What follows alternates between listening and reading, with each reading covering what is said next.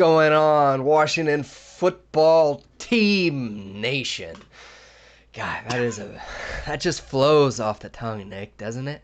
What's up, guys? Collin Shoot here in LA, 111 degree LA, and my buddy, as always, Nicholas Webster. How you doing, bud? What's going on? 77 degrees here. I'm doing great. That sounds nice. 111. We never got into triple digits over here. That's great. That's great. So, it was a mild summer overall. I will say, very mild. Felt pretty good all year, but September, hottest month in the desert here. Crazy. Yeah. Speaking of hot, things are heating up in the NFL. We are 7 days away from actual football. It's happening, baby. It's going down. Apparently, they're gonna do it. They're gonna do it. Yeah. It is exciting. I think I've really tempered myself, Nick. I've really tempered my expectations on if this season was even possible. And I still do have some reservations to see if this season can be played all the way through. It's a contact sport, and there's no bubble, really. So, we've talked about this before. One person gets sick. But let's not go there. Let's pray all that we can that we're going to have a NFL football season. Yeah. And if the NBA playoffs have been any indication, I mean, it's exciting. It's exciting. It is exciting. Sports. But let's not get it twisted, right? The NBA and the NHL have a nice bubble, and things have been operating very smoothly there. Speaking of things getting back to normal, because we're coming back into the regular season, wanted to let you know Washington Hangover is going to be coming back. We're going to be doing twice a week, so we're going to have a midweek podcast, which will come out for you Thursday morning. And we're also going to be doing kind of our post-game podcast and live stream, which is going to be pretty much right after your pee break after the game on Sundays. So we're going to have a lot more content for you, including some pretty cool interactions. Is it time to get into that now, Collin? Yeah, Nick. First, Meg Noel says, love the podcast. Nice sign, Nick. Digging the sign. Thanks, you. Meg. Thanks, Meg. Yeah. Danger ahead. Stop. You've really twisted that sign up. We just got to paint and scrub over everything. It's been a pain in the ass rebranding just to Washington Hangover, doing all the templates and videos this week, so I can't imagine what the organization is going through. Yeah. Well, and this that didn't take me too long at all, actually. Yeah. Yeah. Good from far from good. I'll just say that, Collin. Kira's so lucky to have a handyman around the house. All right, Nick. He paints all our signs. Let's get into it. We got the score prediction giveaway that we're doing this season, something new from Washington Hangover. Nick, take it away. Fantastic. So, score prediction giveaway, everybody. Collin and I, we talked about some ways to interact more with the fans. So we wanted to kind of give a big thank you to everybody who's kind of followed us along this way. I think this is what, Collin? Is this year 5 for us? Is that true? I believe so. Wow. I believe. Diggity dog. 5. At least. Right? Yeah. I think we started maybe a little half season in 2015, perhaps. That's true. Back when the podcasts were like 13 minutes. Yep. 14 minutes. Yeah. Then we got a microphone that worked. And we just like to hear ourselves talk, because no one else will. Yeah. But anyway, so we're going to have a score prediction giveaway. So what that means is going to be free for anybody who wants to participate. We're going to be opening up 1 hour before the game. We're going to post something that looks very similar to the graphic you see right in front of you. All you need to do is comment on that post with what your score prediction is for that Washington game. If you correctly predict the score and you follow us, you'll be eligible for a prize pack valued at $100. Collin and I are still figuring out some of the bobs and ends that are going to be in that prize pack, but I promise you it will be an exciting one. We're not going to give you some used bean bag or something like that, because it costs too much to ship, everybody. So make sure you kind of follow along throughout the season, and every time the Washington is playing from an hour before, you can get your post in, get your score in, and good luck to you. Hopefully you all can win the prize. Excellent, excellent. Nick, am I allowed to compete in the prize pack? I would highly encourage not only you, Collin. I'm going to be the first one on there probably at 12:00. As soon as that post hits with this graphic, I'm going to be the one commenting first because I would love if that prize pack stayed in our pockets. All right. So, yes, Collin, please win it back for us. Okay. Defend the house. So I got to get up a little bit early on the West Coast to get my prediction in. That's all right. I can do that, at least through the September stages when there's hope in the air. God, September, there's hope. Yeah. September. October, it gets a little. November, you're looking towards Thanksgiving. And before you know it, December, the season's already over. Jesus Christ. Do you think it's going to be that way? Let's get into it a little bit, Nick. Look, last year, when did you just give up hope? Like, when did you wake up and say, damn it, I got to watch the game today? Because that is a sad feeling. There's nothing more exciting than week 1, some Washington football. It's a fresh year. You never know which way the wind will blow. And the score is 0-0. It's exciting. I don't mind, getting up a little early, getting a nice West Coast breakfast, eggs and bacon, getting ready, maybe a little Bloody Mary, sitting down to watch that Eagles game, getting fired up, But I got to say, there's nothing more depressing than knowing you're going to spend the next 3, maybe 4.5 hours on a game that feels hopeless. How far into the season, Nick, are we going where you still got hope?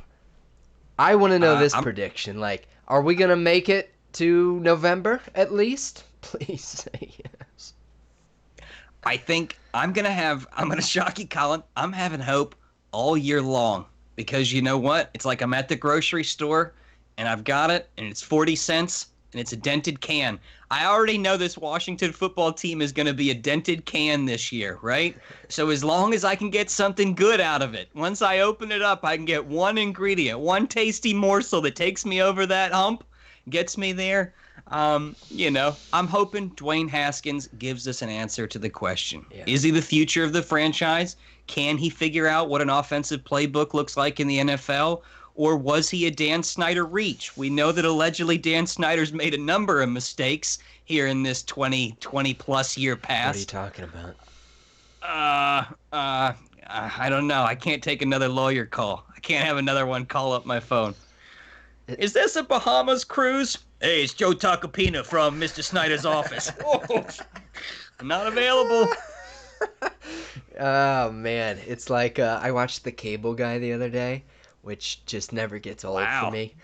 Wow. I love that Jim Carrey movie. And you know how he's like stalking him, essentially. And Matthew Broderick's character is in like love with this girl. He's trying to get that girl back. And the only way to get him on the phone is he calls his office and says it's Amy, and he picks up right away. Amy, how you doing? I loved the other night. It was such a great time. Oh yeah, I had such a great time. It was awesome. That's what they're gonna have to do to Dan. They just gotta trick him. They gotta trick him, right? Oh God, I don't even want to get down that rabbit hole of trickery. How do you get Dan Snyder on the phone? Yeah. Yacht club, French yacht club. Yeah. Little girls club. I can't imagine that he even plays by rules on the telephone. Like normal rules. Yeah. I feel like he just says what he needs to say, and then he'll just hang up whenever. Yeah. Kind of like my dad. All right, well, good talking to you. Bye. Dad, I didn't get to ask any of my questions. How is Grandma? Okay, see you. Thanks for calling. All right, what? Oh, you know what? I got another call coming in. It's business call. Yeah. I gotta run. Yeah. Dad, we haven't talked in 3 months. Well, I gotta go to Costco. Gotta walk around. It's Saturday, so that's what we do. That's the life, and no shame in that Costco life. All right, everybody. No shame in going to Costco for your weekly routine. Yeah. But It's got to be crazy right now. Or at yeah. the peak of Corona. So Nick, you're saying we got hope all year long. I like that. Well, I'm saying I got hope all You year got long. hope all year long. Do you have hope all year long? Do I have hope all year long? I think we can. I'm very confident. I think we can get Commercial. to early December. All right. I think we That's a can good get to commitment from you. December. Yeah. Yeah. I do feel a little bit optimistic this year. There you I go. feel a little There you go. optimistic in terms of, yeah, let's just roll the dice here, right? Because, I mean, the expectations aren't high. So, with that being said, I feel a little lifted. I feel like, cool, I'm excited to watch Dwayne's There you progression. go. He's been putting Excellent. in a lot of work, says all the right things. I don't know if anybody's been working harder, except maybe Adrian Peterson. Um, but, you know, I'm excited. I'm excited to see Dwayne out there. Um, I'm not excited about the offensive line. And that's where my greatest concern is this year. And if we start getting injuries on that offensive line, it's going to make it tougher and tougher to compete this year. But who can't be Yeah. excited about the defensive line? You know, who can't be excited about our wide receiver group and the potential that's there? And the scrapping and the fighting and the clawing that's going to be happening at the linebacker position group, especially with Reuben Foster out again for this year. Um, Yikes. I think we got a little bit of hope through December at least. I certainly Yeah. hope so. You know, Who it, knew that Reuben Foster would be taking a knee for 2 years running? Huh? yeah, Um, who knew? Let's get into it, Nick. Let's get into that roster. Let's get into some of the cuts, some of the knifing up. I'm not talking about Alex Smith, but I am because he made it. He made the 53-man roster. Pretty yep. wild. No preseason, Nick. You a fan of that? I think it's going to be one of the most interesting wrinkles with this 2020 season, Yeah. especially in the beginning. I don't know if anybody's gone through the fantasy draft yet for your league. Collin, you and I, we went through ours a little bit earlier this week. It's weird. It's weird when you don't really know what's going on, right? And especially with a new coaching staff, a new offense and defense, you don't really know. You can kind of look at Carolina, right? You can look at some Jack Del Rio defenses, but you don't really know what it's going to be. It really is kind of that Jay Gruden comment where it was like, yeah, we're just kind of running a vanilla offense. It's like, cool. We don't know what flavor it is yet. Am I a fan of no preseason? I would say I did miss watching some of the preseason. It does just get me hyped a little bit. Yeah, yeah. But, those games are trash. They're worthless. They're just, they would have been welcome this year because I didn't have anything going on with COVID. This year more than ever, right? Yeah. More than ever.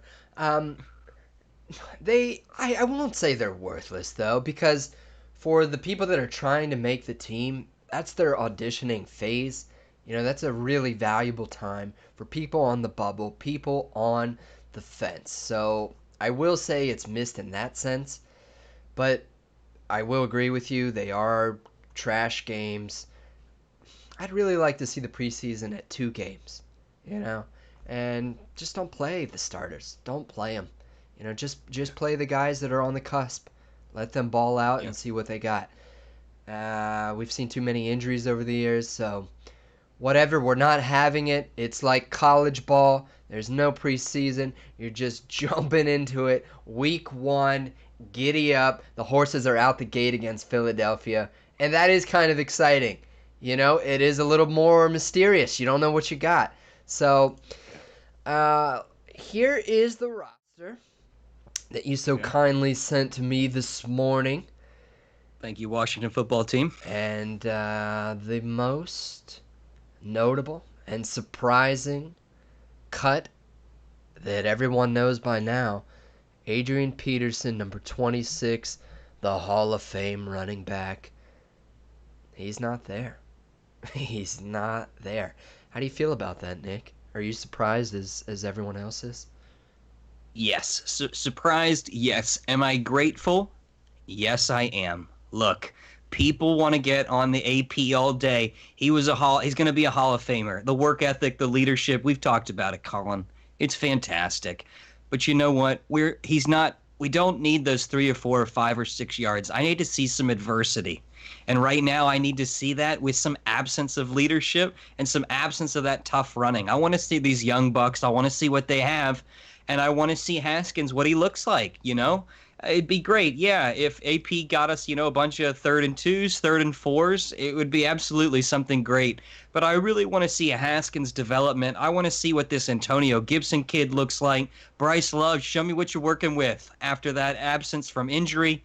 It's time for us to see the youth in fusion, to see what we have. I love it because it really signals to me that just like this graphic, Ron Rivera's signature is on this roster. Yeah, it is, right? I think that's what's most surprising, though, about the Adrian Peterson cut, is that he just seemed like such a Ron Rivera guy. Like he was going to fit that mold so perfectly with his work ethic and just the want and the grit and the toughness, the durability that he brings to the table, especially with Darius Geis no longer being on the team. I think that was the most surprising part of it all, right? And I think he shocked even the experts that they cut him. But with that being said, it does give you a little bump and a little faith in what the other backs must be offering here, right? People are very high on Antonio Gibson, what he's been bringing to the table in practice, and as well as Bryce Love coming back from injury. He was a stud at Stanford, so exciting to see what he offers. J.D. McKissick, he's got that third down capability as well. I think that's something that Ron and just the NFL in general is moving to. If you can't catch the ball out of the backfield these days, good luck staying on the roster. Peyton Barber, that's one, right, Nick, that you and I are both not sold on. We've seen what he can offer in Tampa Bay, and it was lackluster, to say the least. It's a servable replacement. It probably comes with less of the leadership accountability stuff. I mean, the fact of the matter is, if you're not winning football games and you have a Hall of Famer like Adrian Peterson, who competes on every down, gives 110%, lays it all out on the line, sometimes you don't want to give that person the rock, right? You have to see what other people are going to do in crunch time. When they have to hit that jumper, are they going to do it or are they going to miss it? Not everybody has that Mamba mentality. And so I think it's great. I just think it's refreshing. I want to flip it back over to you, Colin. Yeah. You said you were kind of excited about the wide receiver. I'm extremely worried about that wide receiver position. Cam Sims, he's been released. He's on the practice squad. Trey Quinn was also cut. He's headed to the Jacksonville Jay Gruden practice squad. What are your thoughts there on that wide receiver core? And let me have some of what you're drinking, because I got to get excited about those pass catchers. Well, yeah. Let me clarify a little. When I say I'm excited about the wide receivers and the linebackers, I'm terribly worried. I'm terrified of what's going to happen.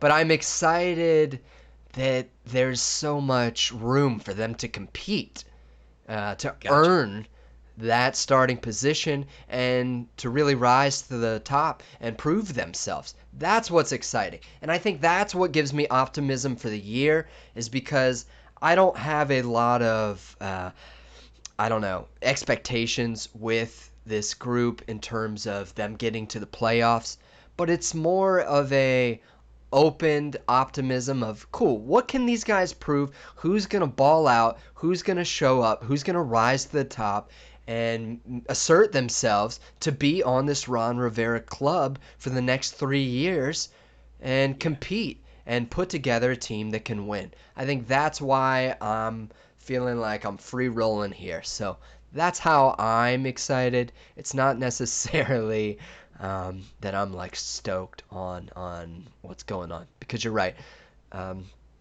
We've just lost a couple people. Kelvin Harmon, I was really excited to see what he was going to bring to the table this year. Baby Julio. Yeah.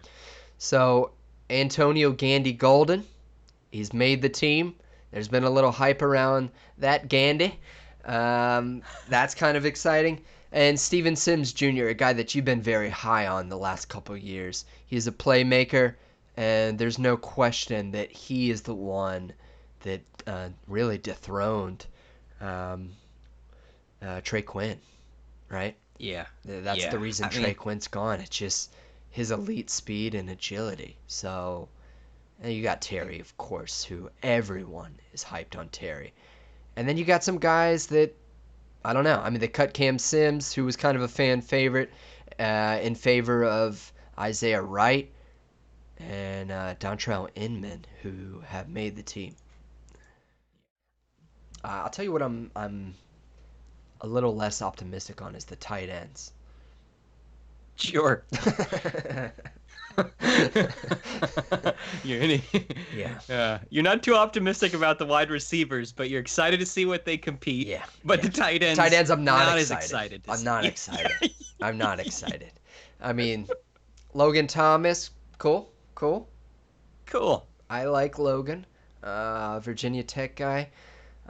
Jeremy Sprinkle, he's gonna throw some nasty blocks out there. And then you got Marcus Ball. Mm-hmm.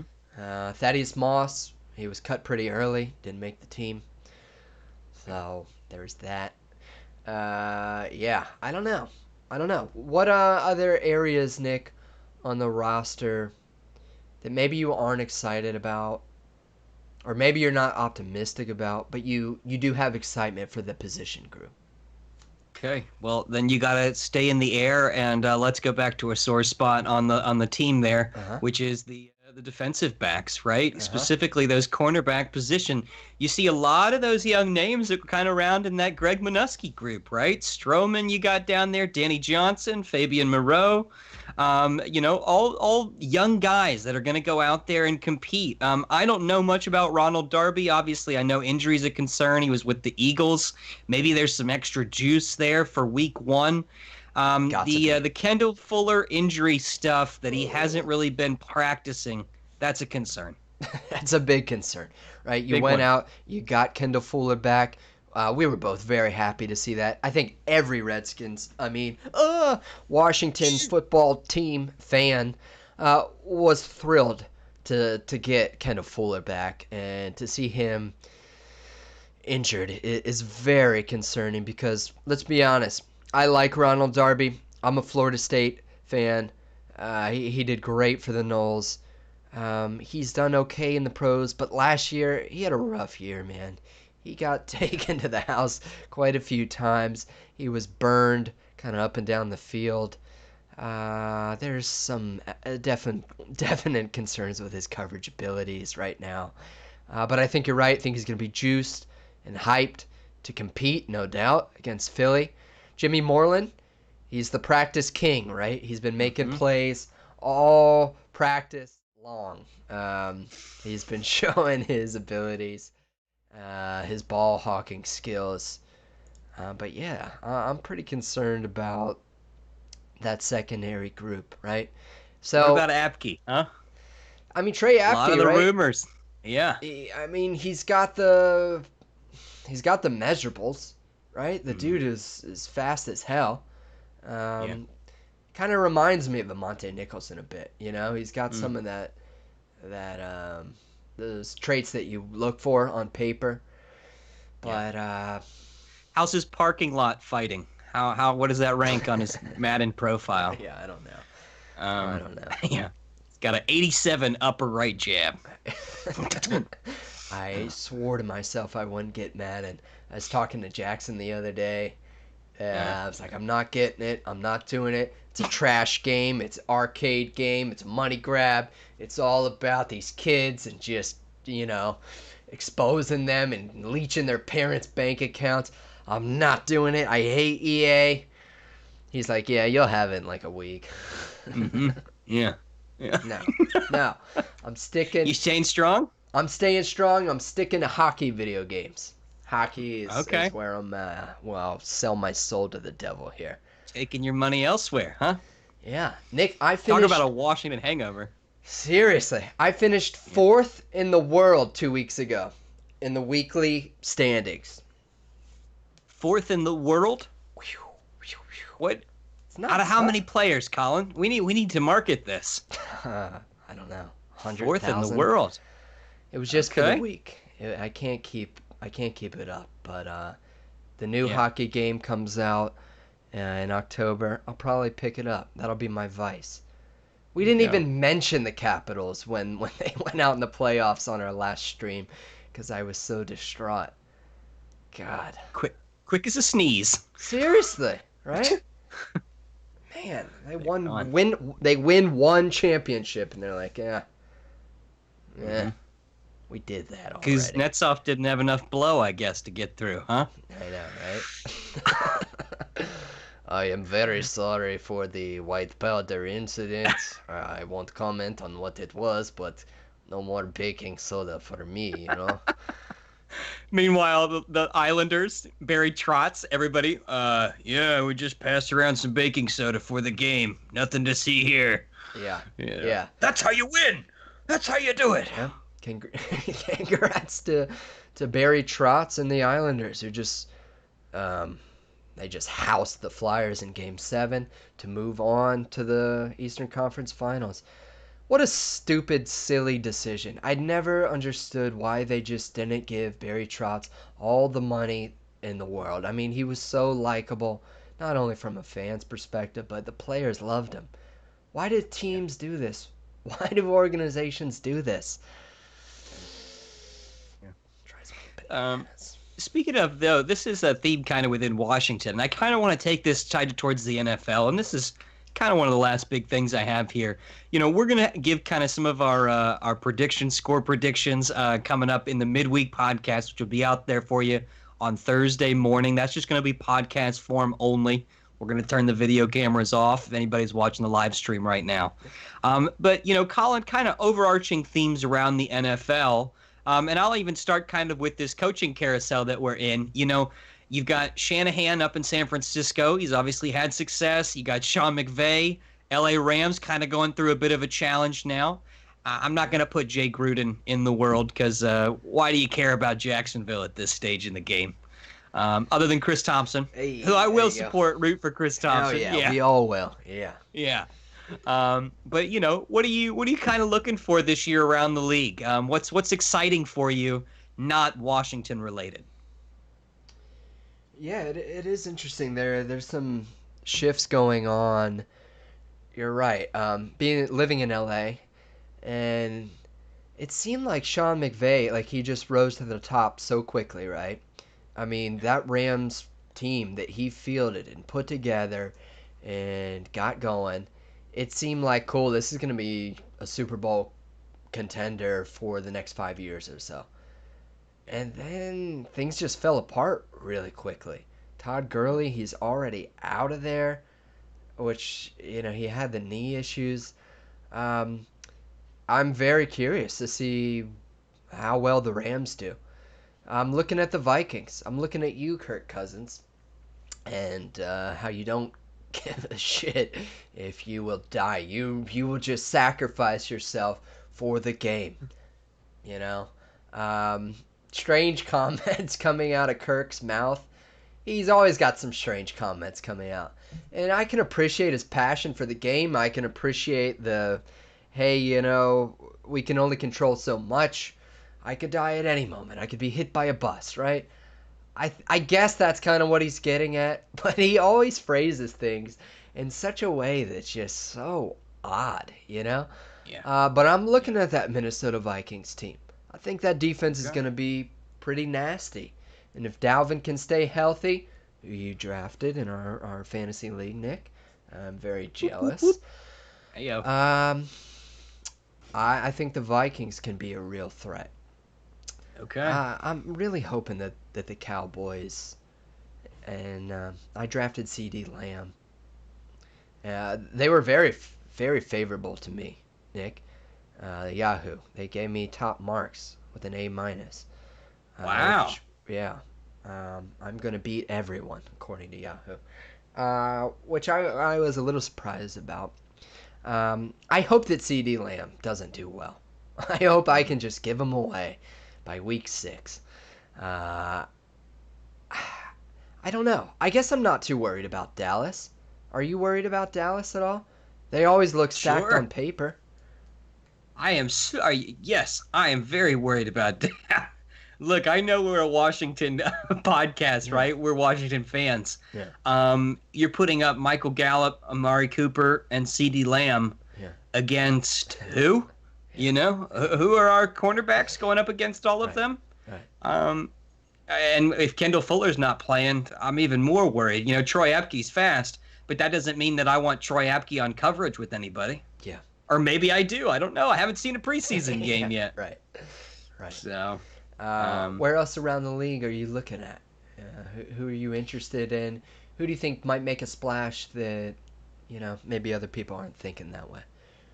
um, I know that everybody is real excited to see what Tom does in Tampa Bay, but I am just as equally interested to see what Bill Belichick does in New England with Cam Newton.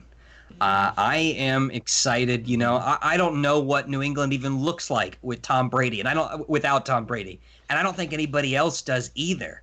Right. But I'm sure that Tom wants to put up an amazing stats, and he wants to have a hell of a year, and he probably will with Bruce Arians, throw first.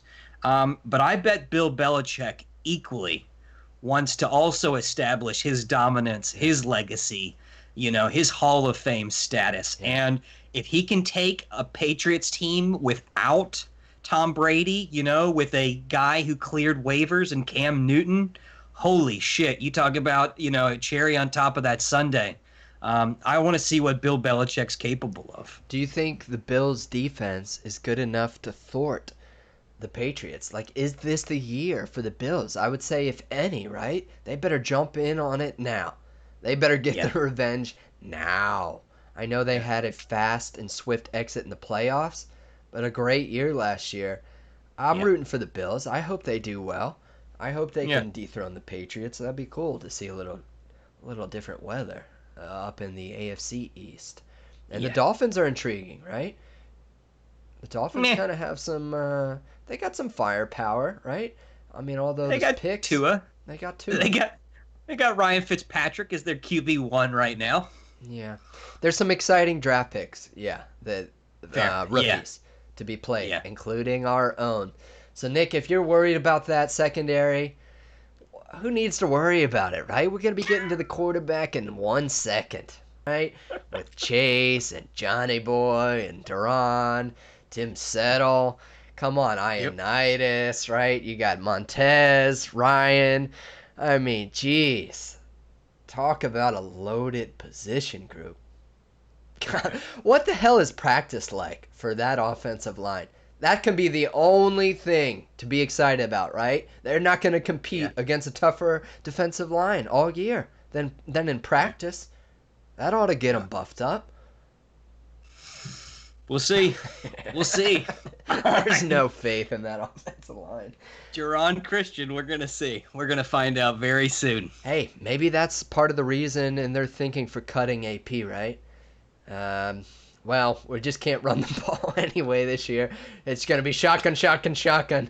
We need to get rid of it as quickly as possible. Antonio, prepare to get 100 catches on the year. He might.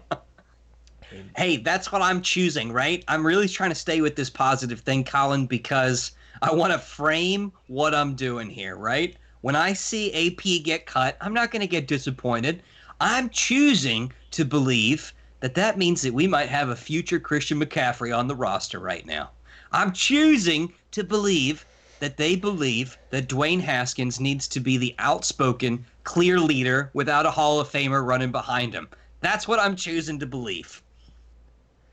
Hey, Choosing you it. gotta drink your Kool-Aid, you know what I mean? Everyone's gotta drink something. There it is, Daddy. There it is. Alright. Well, it's an intriguing year. I'm excited to do this Wednesday record session. We'll have the podcast out for you on Thursday.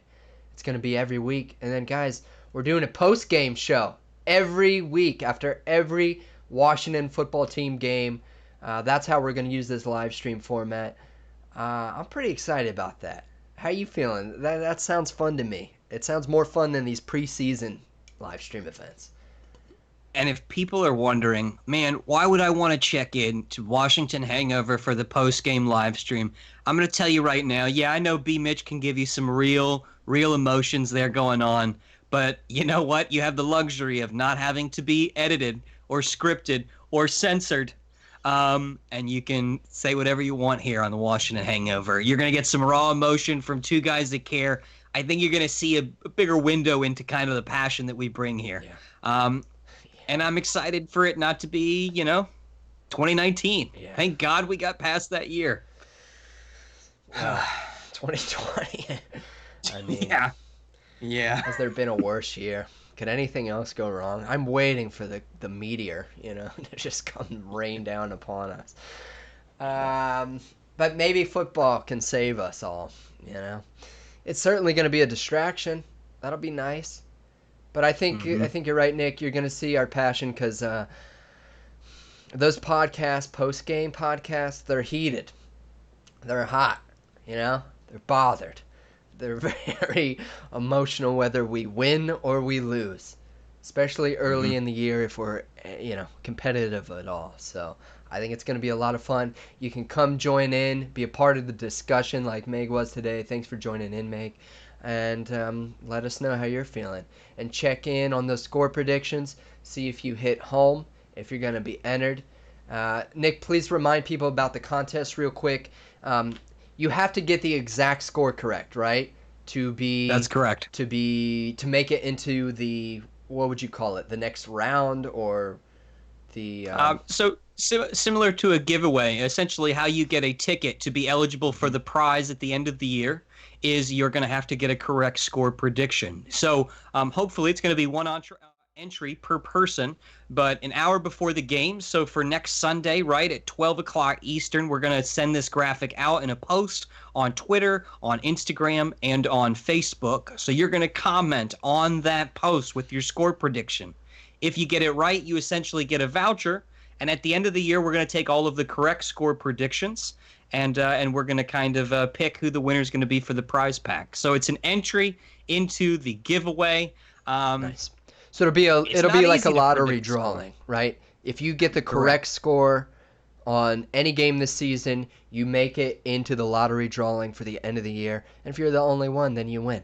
And if there's a handful of people, then we'll pick your name out of a hat or something of that nature, right?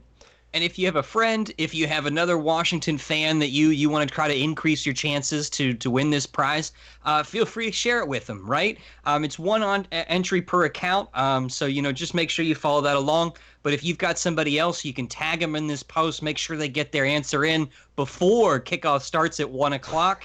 And if not, you have 15 other weeks that you can try to get through it. The score was 27-14. I got it right. Why didn't I get the prize? Well, it's 4 o'clock on Sunday. Oh, you didn't mention that. I didn't know about that. Yeah, I know that's coming. Right? Yeah. So cool. I'm going to use the timestamps on social media, so that's how we'll keep it. Excellent. Yeah. Very exciting. Okay, Nick. Anything else here before we sign off? Okay, this is it. This is a bonus little thing. I'm going to be trying to do this as much as possible. I want to give you a quick little recipe there if you're looking for some little NFL nosh to have on next Sunday for week 1. This is inspired by Carl. Carl, this is a chicken stuffed croissant that Carl makes with his family. It's delightful. Here it goes, all right? And if you go ahead, if you want to retweet this live stream or you want to share the podcast on social media, I'll make sure to get you a written down recipe, all right? So how this works is you're going to do 1 container of cream cheese, 1 can of chicken, half an onion. You're going to mix that all together with some of your salt, pepper, maybe a little bit of heat, all right? You're going to put that on to get 2 rolls of croissants, the pre-wrapped ones. Open up those cans. I know you like to pop open the can a little bit. Feels good. Hear that little... so you go ahead and do that. You roll it in. You put it in the oven for about 12 minutes. They come out golden brown. They're nice and stuffed. They're gooey. They've got that chicken on the inside. My man likes to take a little salt and pepper, sprinkle it right over top to finish it. It looks nice. It tastes delicious. Honestly, I made them today, and it took me about 20 minutes from start to finish. It's real simple, real easy, and definitely a crowd pleaser. or if it's just you and your wife in quarantine, it's a great couples day. Yeah, yeah. Did it for you, honey. Nice. So. Um, Next week is wings. We're doing Alton Brown's wings next week, so I'm going to be on social media to share some of that before week 1 of the NFL regular season. Nice. That's cool. Yeah, you should do one every week. A little recipe, a little pregame recipe, and I want to see how it evolves over the season. You know.